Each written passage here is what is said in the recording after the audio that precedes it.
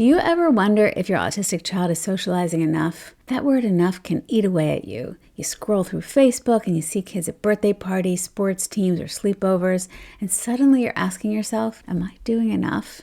Is my child missing out? Are they falling behind socially? But here's the problem with that question. Enough compared to who? Because for our autistic kids, the standard picture of good socializing doesn't always fit, and chasing that picture can actually make life harder for you and your child. What if social success isn't about keeping up, but about finding moments of comfort, confidence, and connection that really work for your child? In this video, we'll talk about what social success can look like for autistic kids and how to support it in ways that reduce pressure, build confidence, and open the door to real connection. I hope this will spark a fresh way to think about socializing that eases your stress and gives your child more room to succeed.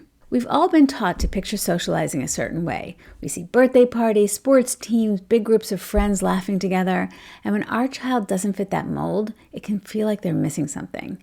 But here's the shift. Socializing doesn't have to mean that. If your child chats with one friend online, or sits side by side at karate without saying much, or jumps on a trampoline with another kid without saying anything, or works with a partner on a science fair project, all of those examples are real social interaction. The question we want to consider isn't how much are they doing, it's what kind of interaction helps them feel engaged and connected. When you start looking through that lens, you'll see your child may already be succeeding socially in ways that count, even if they don't look traditional. Now, here's where a lot of parents do get stuck. Your child says, I don't want to go. And you think, but if they don't go, they'll never make friends, they'll never learn how to socialize. But here's the truth on that. It's not that they don't want friends, it's that the rules of social life feel exhausting, unpredictable, or unsafe for them. So exposure matters, but only if it's paired with safety. Think of it like dipping toes in the pool instead of being shoved into the deep end. For example, one mom I worked with wanted her son to join a group activity at the library. He froze at the door. Instead of dragging him in, she said, let's just sit in the hallway and we can listen for a few minutes. After 2 weeks of hallway listening, he walked in on his own.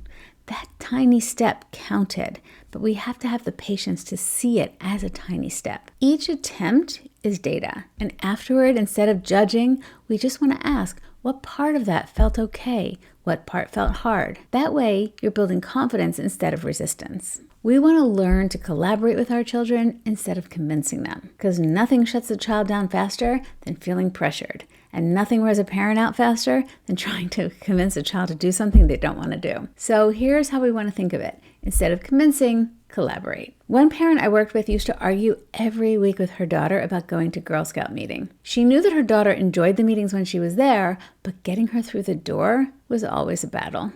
By the time they got in the car, everyone was already miserable. Then she tried something different. It sounds obvious, but it's a step we parents often forget when we're focusing on just making things happen. She asked her daughter, is there some part of going into the meeting that's hard for you? Her daughter was silent.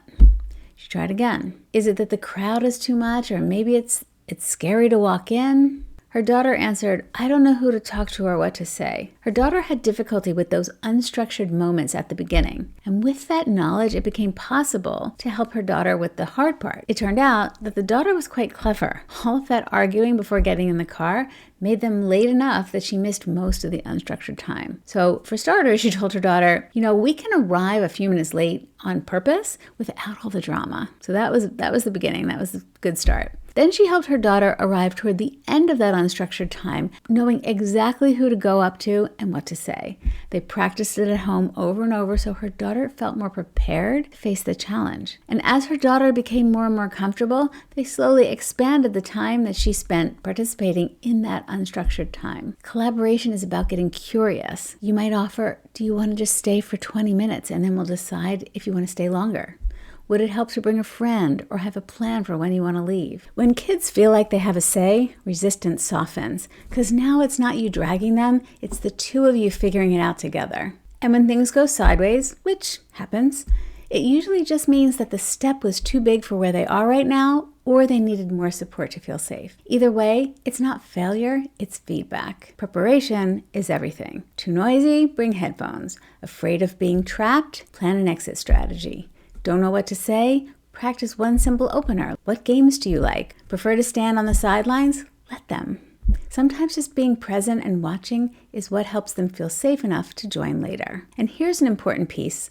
Part of feeling safe is knowing that they have an approved exit strategy. Some kids fear that if they stay past their capacity, they'll risk a public meltdown, which only makes future socializing harder. So while we do want to encourage them, we also need to respect their own self-knowledge of their own limits. One young adult I know desperately wanted to socialize, but avoided it because of a prior bad experience where she had an outburst and was completely embarrassed by it. She felt the only way to avoid that in the future was to avoid social gatherings altogether. So with encouragement, she learned to understand where her limits were and to have a graceful exit strategy before she reached that limit. She came to see that leaving after a short time wasn't failure. It was a stepping stone toward fuller participation. It's not about forcing them to do more, it's about stacking the deck so success feels possible. So the next time you find yourself thinking, is my child socializing enough? Pause and remember, social success isn't about popularity, that exposure without pressure is what builds confidence, and that preparation, including a safe way out,